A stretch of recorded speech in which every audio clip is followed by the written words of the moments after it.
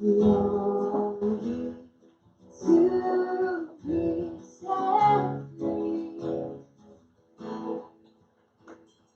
Just when we thought all our hope was lost, we cried out and you heard our plea, and you blew with your breath in the sea, covered our enemies. Who is like you, God? Glorious in power. Oh, we sing to the Lord, for He has given us victory. Who is like you, God? All shout and wonder.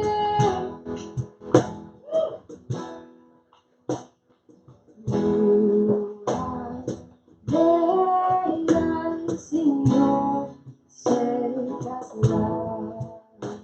Your children, you have redeemed.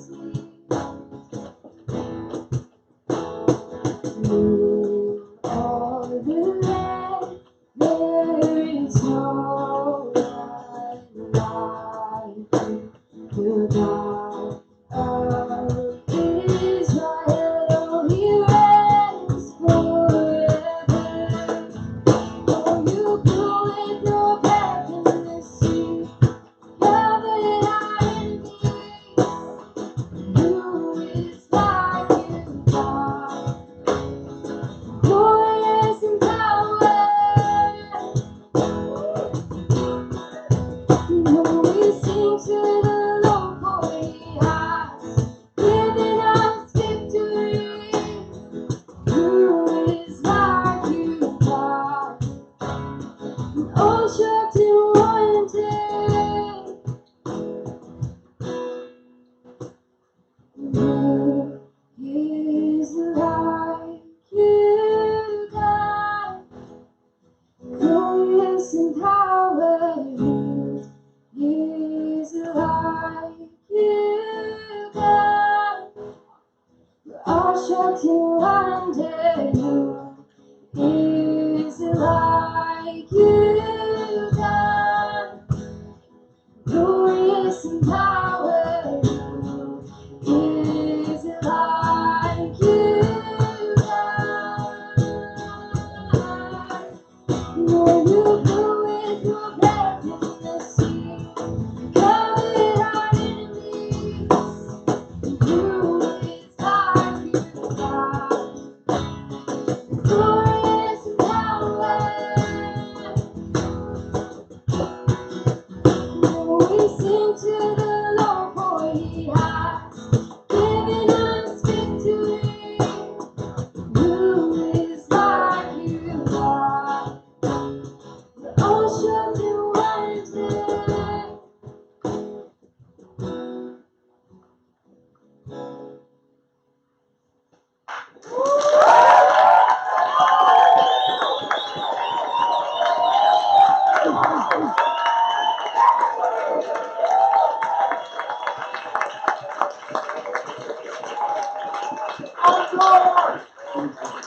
Awesome. That's epic. Lord Jesus, thank you. There's none like you, Lord. We thank you for that revelation and this reminder again this morning, Jesus. We thank you for your expression of beauty and joy through music and arts. Amen? You guys, that was awesome. Trades, we're still looking forward to you guys later on building something for us. It's going to be epic. RTC, we want to see you guys lift something heavy. Just expect it. All the different tracks, we're going to get you in here.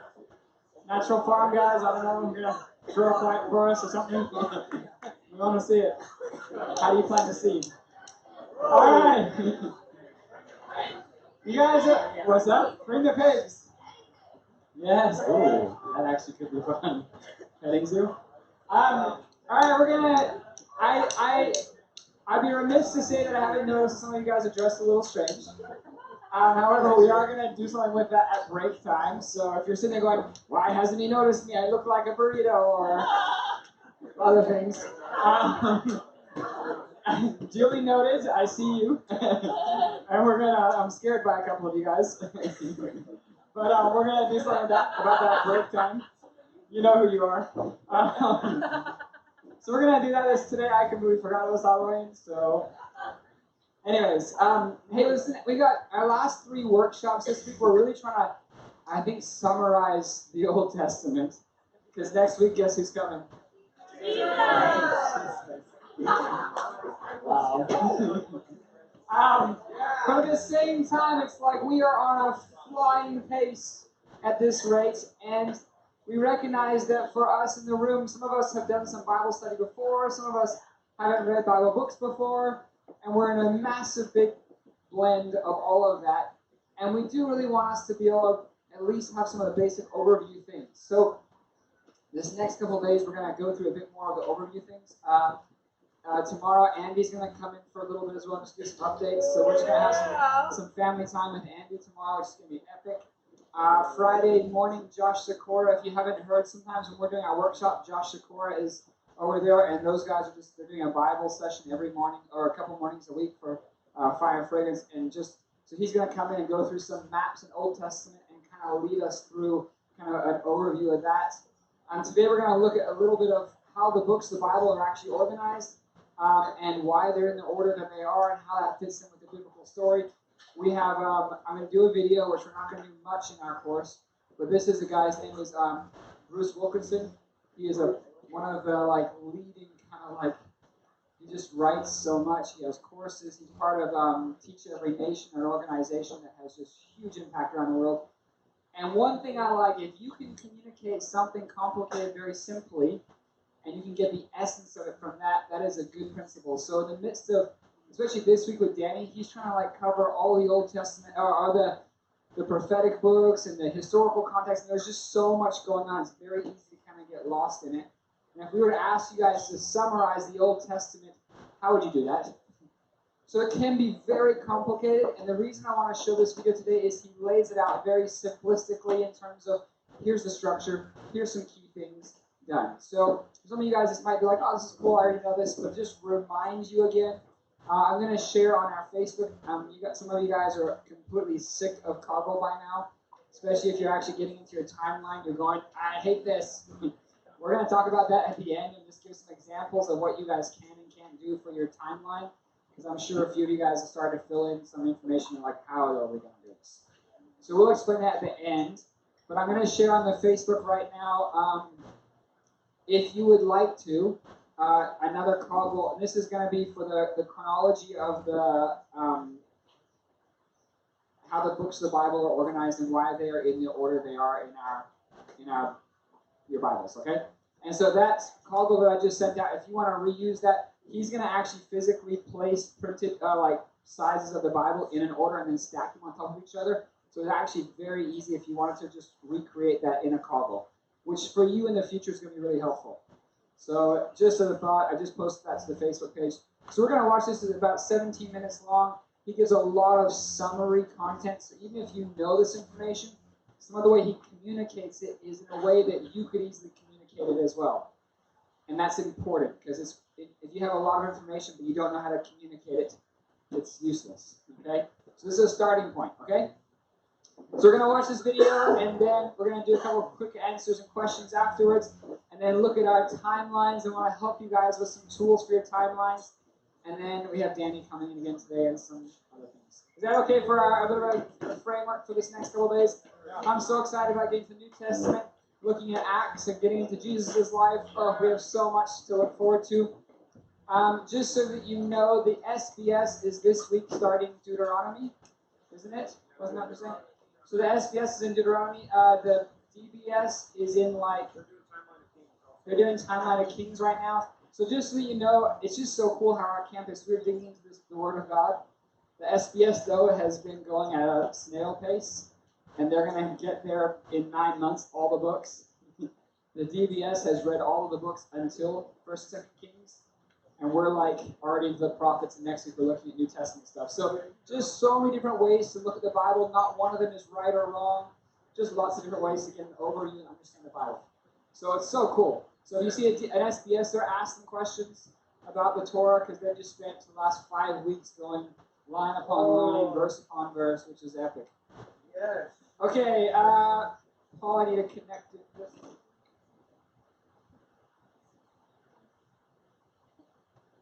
Can you get a sound check? Great. Okay, this is Bruce Now that you Wilkerson. know that the Old Testament is composed of 39 books, the next question is, how are those Old Testament books organized? You may have wondered why the books of the Old Testament are in the order they are in your Bible. Because, believe it or not, many of the books are out of chronological order. Take a look at these books for a minute. Here's our Old Testament library of all 39 books, starting with Genesis. Let's just pick a book in the middle of these two shelves. How about Nehemiah? You would think, if this was in the order in which it was written, that Nehemiah takes place before Job and Psalms and Proverbs and all these prophets, but it doesn't. It's out of order. In fact, guess what? This book, the last book in the Old Testament, Malachi, or the Italian prophet, as we call him, Malachi, they are contemporaries. Do you see that? Nehemiah is way over here, but it belongs in time over here. And if you didn't know the answer to how the Old Testament is organized, you may be confused as you try to understand how do I read this Old Testament so it makes sense to me? Well, the books are organized, therefore, by the type of book that it is, not the time of the contents of the book. When you think of the Old Testament, you realize...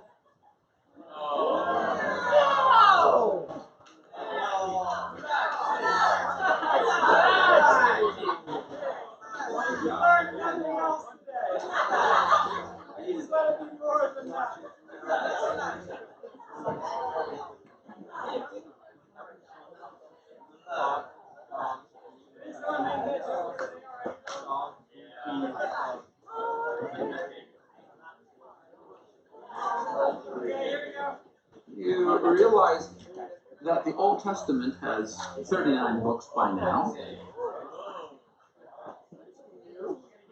and it has 3 parts to it.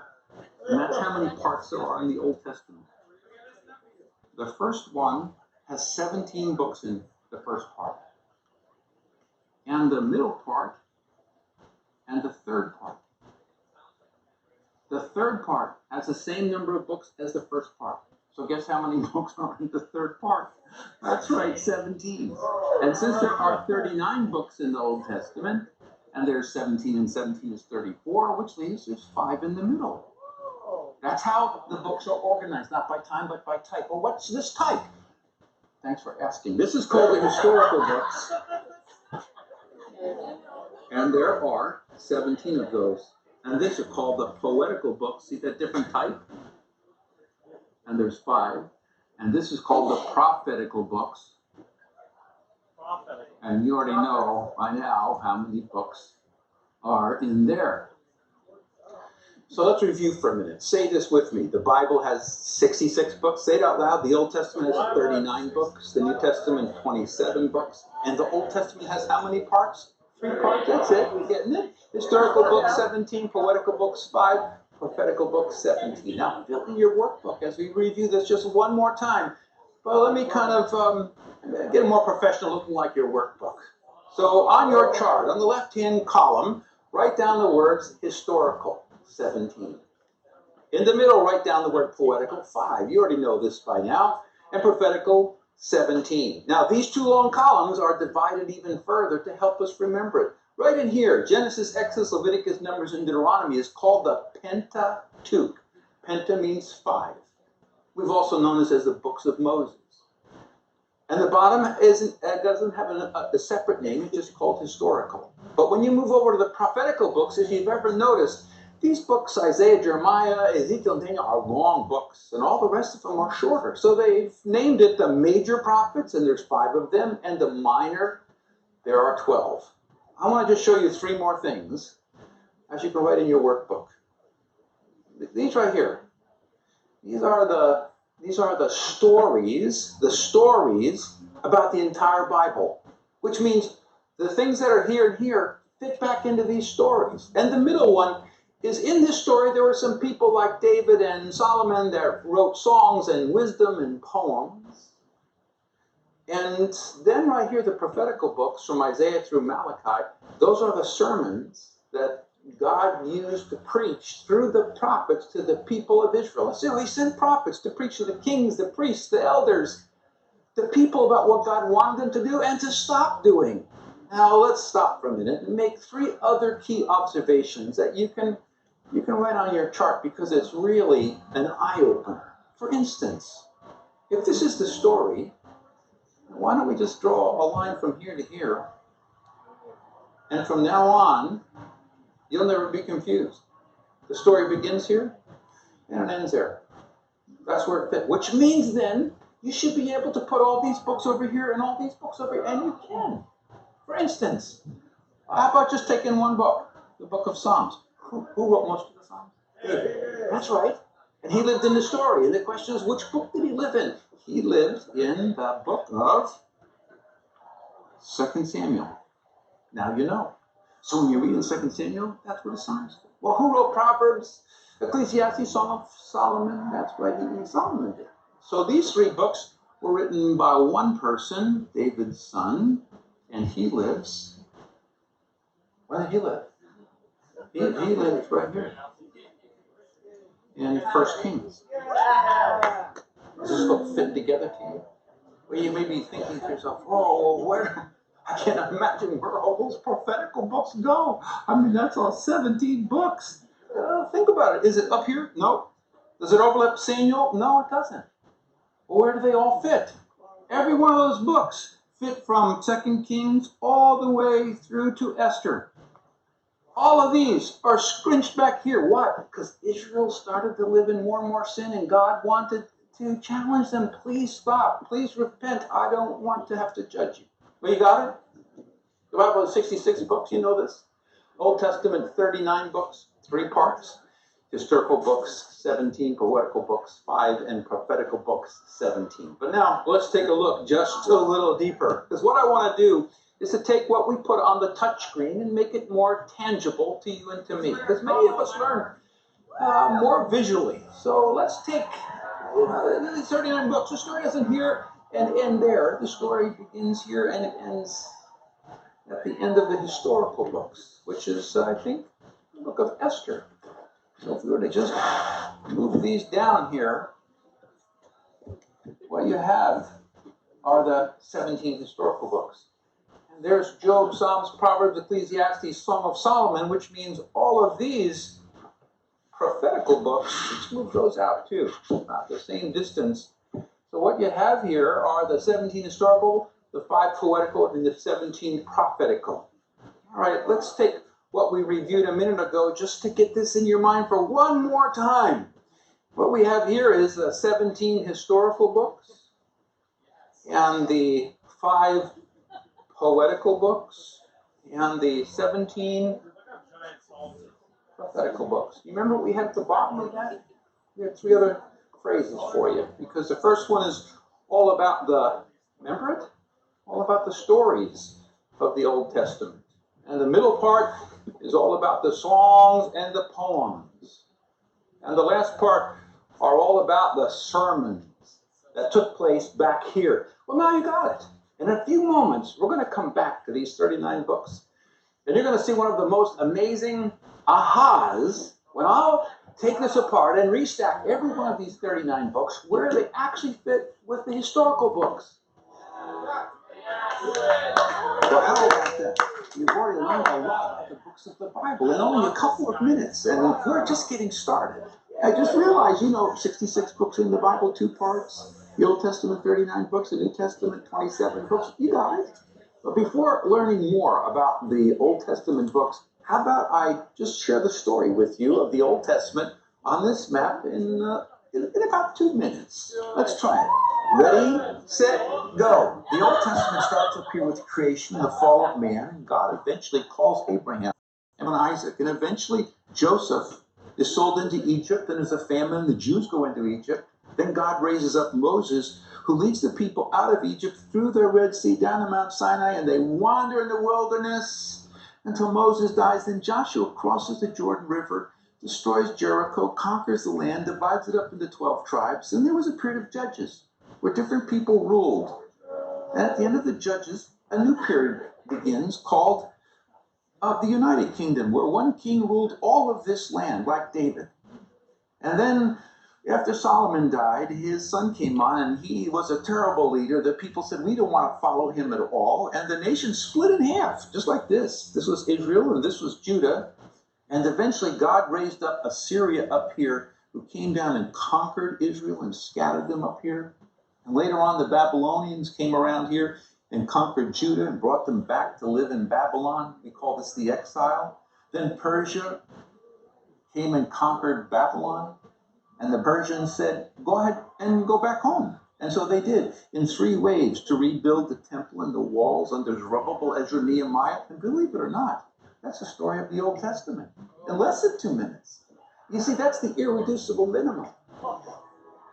So now that you know that the Old Testament books are organized by the type of book and not by the time that each book occurred, let's take a deeper look so that you can understand the Old Testament a lot more thoroughly. But first, we're going to take these books and put them back on here. How do the Old Testament books really fit together since they're out of order? Well, I'm going to take these down one at a time and set them where they belong and put the books on top of them if they occurred on the same time. There's Genesis. That's one of the major story books. Then follows Exodus, which follows right upon the end of Genesis.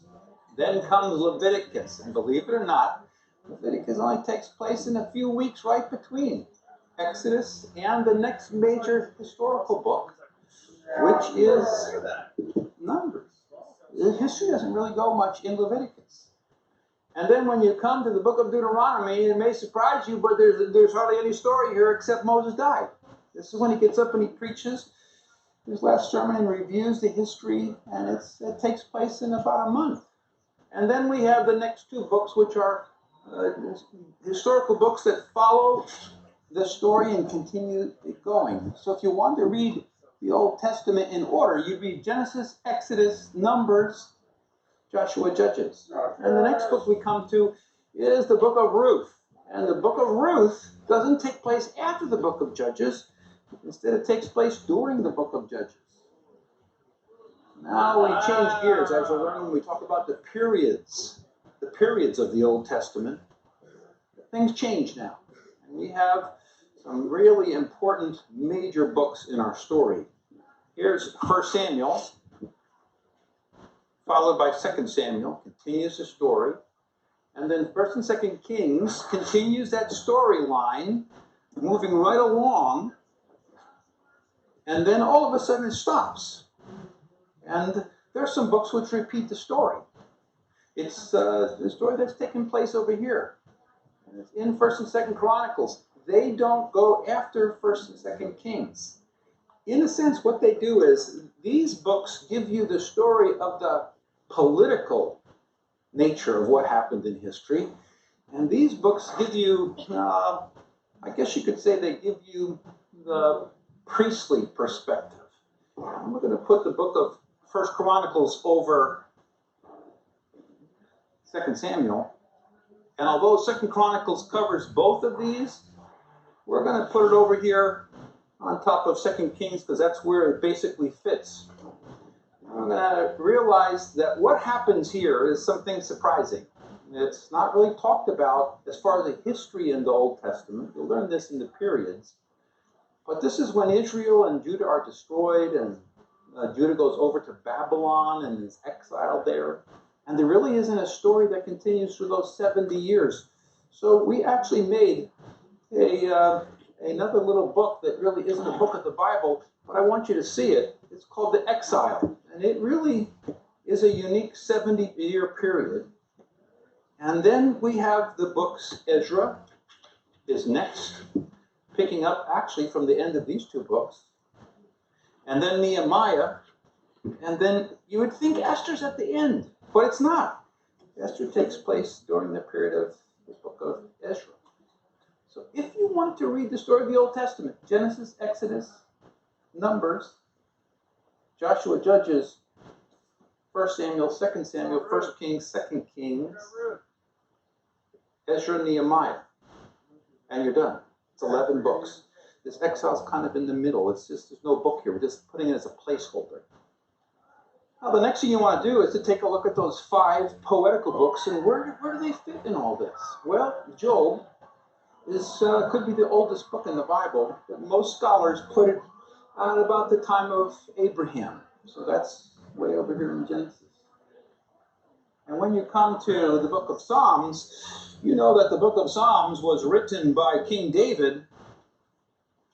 And King David lived at 2 Samuel and 1 Chronicles, and that's where that book fits. Got it? Then the next 3 books, Proverbs, Ecclesiastes, and Song of Solomon, they fit over here, and we want to put those just like this, because that's when Solomon lived. Now we get to the 17 prophetical books. Earlier in the session, you learned that they didn't take place all the way over there, or here, or David, or Solomon, which means they fit all at the end. Now the question is, where do they all fit? Well, let's take Isaiah. Where do you think it fits? It fits right here. And where does Jeremiah fit? Well, on B. It fits right here. This is an important part. And where does Lamentations fit? It fits right here as well. You see, what was taking place here, Israel and Judah were rebelling so much against God that God kept sending them prophets because he didn't want to judge them. And then we have 2 other books that happened in this exile period. They happened over in Babylon.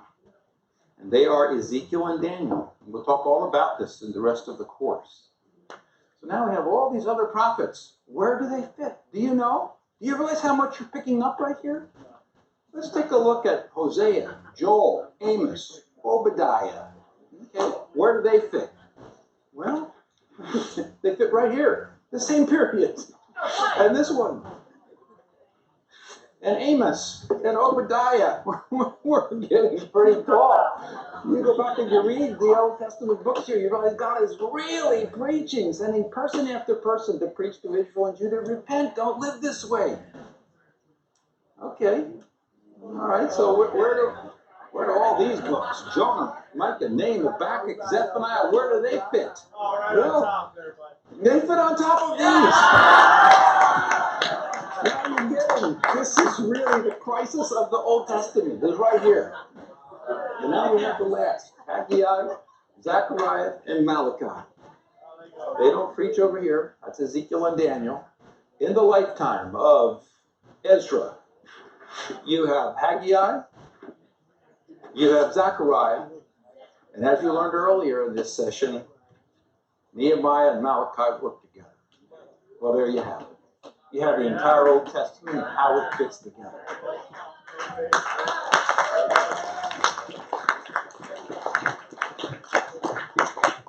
How many of you wish he was like your grandpa? Like, oh my goodness. He's the most amazing guy ever. What's that? A Bible? Mr. Rogers? His name is Bruce Wilkerson. No, he's so much fun. Anyway, so, okay, just a couple minutes. Can you turn to the person next to you? And I'm going to give you like a minute. Just what are some of the, try and summarize that, okay? So he made it so simple. I mean, I would love it if by the end of this course, we could all give a 1 minute or 2 minute overview of the entire Old Testament like he did. I know it seemed kind of simplistic, and we're like, haha, but could you do that? So it's like, oh man, just the ability to give that summary is so key. So turn to the person next to you and just bounce back and forth some of the things you picked up from the video. What are some key things? Go for it.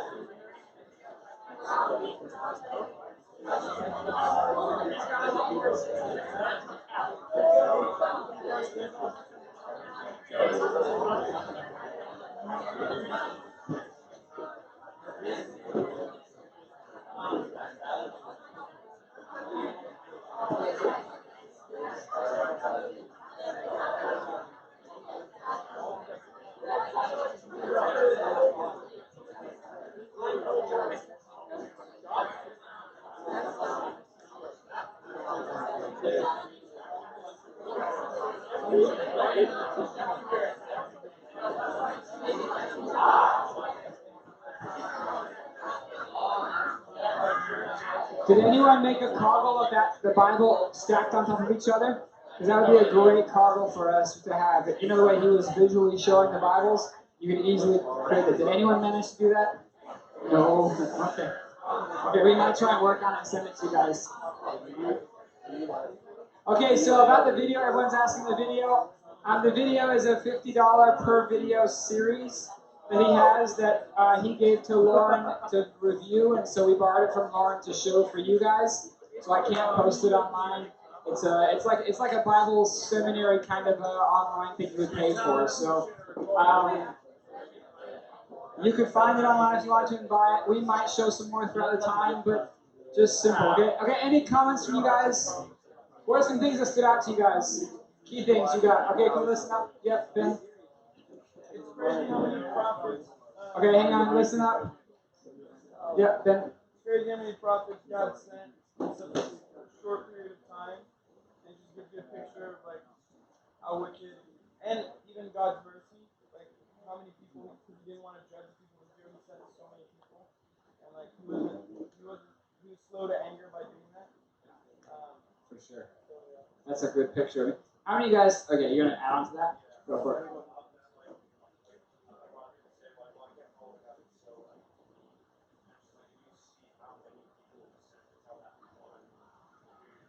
Yeah. Yeah. Cool. Anyone, are you gonna bounce off that idea?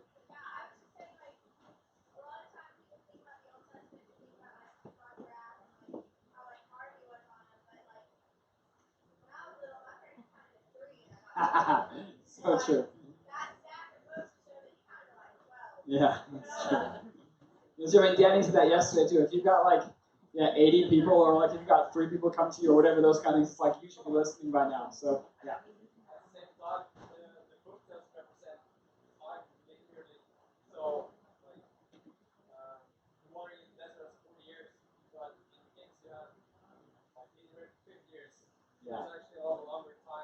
Sure.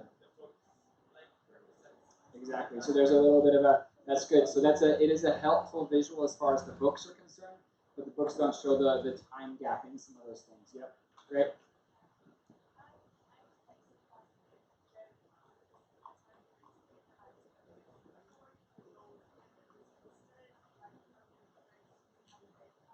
Interesting.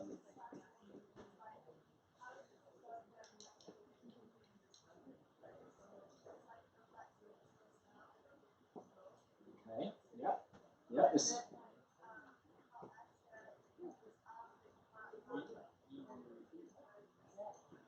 Yep. So then, doesn't it help you though see where that fits in the Esther story? You just kind of, when you read Esther, you kind of go like, okay, it's just by itself, but when you look at the context of it, it actually helps out a lot. Yep. Yeah. Job brings up a lot of things when he says this is a man who's upright.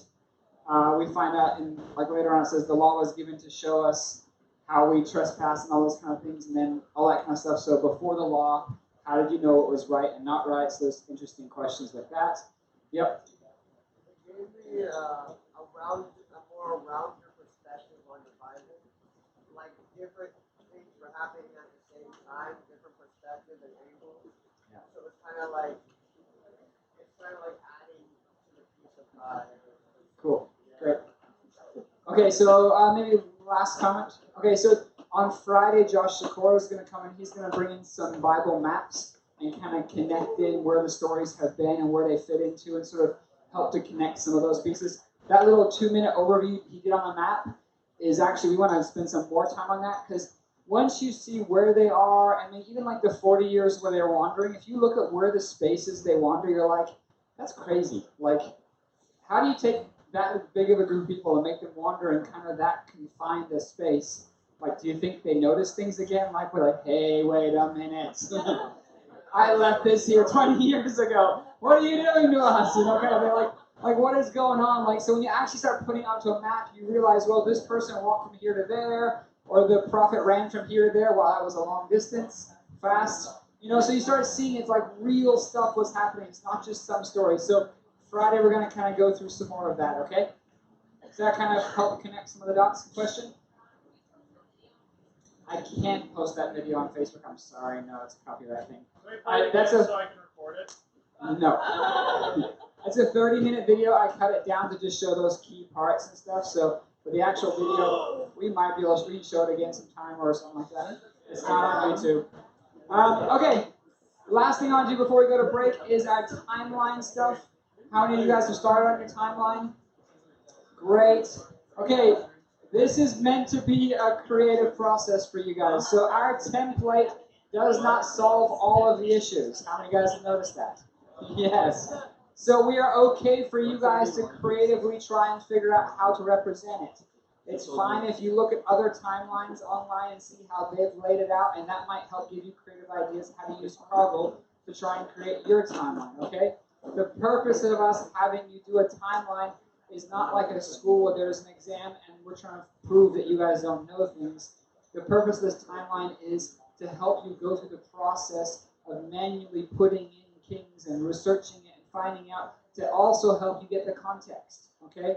So we want you to learn in this, not be marked wrong by this. That's not our purpose, okay?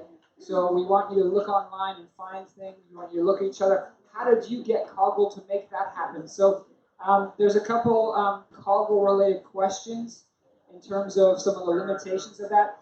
By the way, Crystal, when you did timeline in SBS, what was the method you guys used? We told us to do it on paper, but I did mine in Excel. Whoa. You Excel. Okay, but if you're doing it, how many people in the SBS would start it on a paper, spend a lot of time, and realize they had the frame of they have to redo it and redo it? Did that happen? Yeah, they had to redo it. Yeah, okay. Okay, good. So here's what I'm trying to show you guys. The process of creating this timeline is a little bit of if you're doing this on paper, you would draw it out, start putting your kings in, go, oh no, my time frame is wrong. I have to make it a different time frame. So you'd have to go and draw it out again. Or you would, does that make sense? So this is in Coggle as well. You may have to kind of work it and work it. My suggestion is if you've got a lot of information in Coggle and you realize you've got to redesign it or change something, I would suggest duplicate it. So go back out to your main history that has all of your Coggles and find the one you're working on and duplicate it, and then try a new version. And if that doesn't work, you can go back to the one before. So I'll show you. So Mercy is volunteering to show us hers.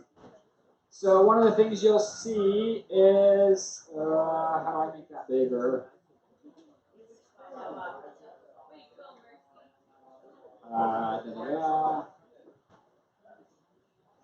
It's always so bad. And I'm going to do this here. 1 second. I'll answer that question in a second.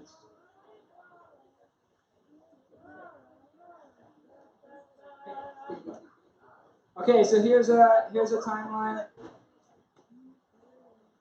I just deleted the timeline. Good job. Yeah.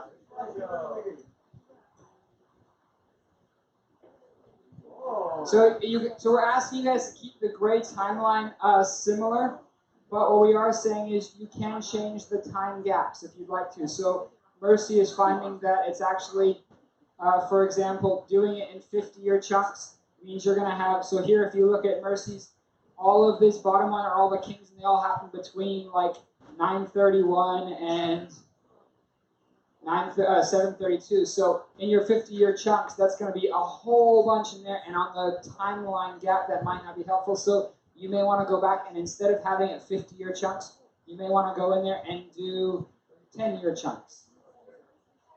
We just add, if you're going to change the gap between the times, just know that you're going to make the timeline wonky, okay?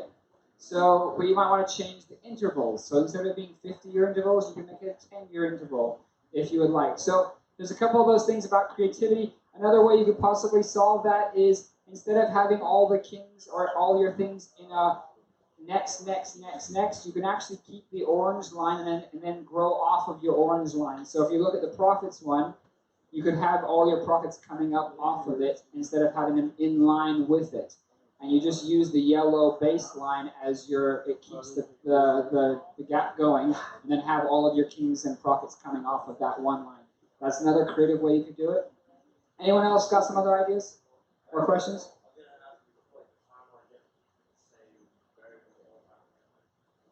So I would suggest to keep the same variable. The nice thing about this is that might make it incredibly long, but because it's a digital thing, you can scroll around and look at it. It's okay, you're not using paper. So if you were using paper and you're like, I want to go 1 year at a time, okay, that's going to be a lot of paper, which could be cool. But in this thing, it might work. So I'll leave that creativity to you. Again, if you guys find a breakthrough idea, share it with others. Hey, this is the way I found it. It works really good. Look, I put all my kings in this way, and it works really well. Show somebody else, okay? So work together on this. Try and figure out how to help each other. Again, this is not a you go by yourself and oh no, I need to figure this out. Help each other out. Question? With the kings, you said on the thing it says 15 kings. Is that 15 kings per nation or per king or total? Did we say total or? The foreign. Well, which kings? The foreign kings. Oh, you mean up here in the red, the foreign rulers? We just want 15. Is that what we said? Okay. Yeah, that was a good question. Did you hear that? So in your foreign rulers thing, we're looking for 15 as your minimum. Okay? There's a lot more you could add into there. I suggest you think about how you want to pick that. It'd be good if you don't just do 15 in one category. So, yeah. I'm gonna try to post something later today that slims down how many foreign kings you put. So if you haven't done the foreign kings yet, do the other stuff first. Because yeah, I know if you have it's great. I mean, it's great history and stuff, but I'll try to slim it down to which are the most important ones. Sorry, Zechariah, does that mean you already did all the foreign kings? I did all of them. Okay, well, thank you. That's great.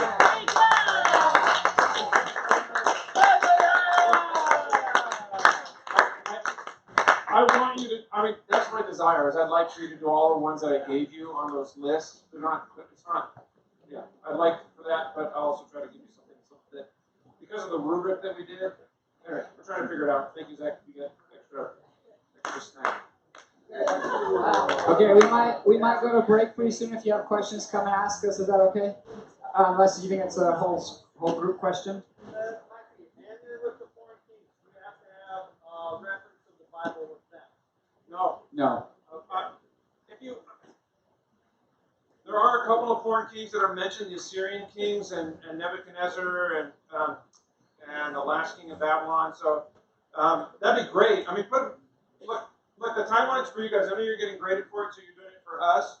But I would actually encourage you. You don't get graded for it, but I'd actually encourage you to put the verses in.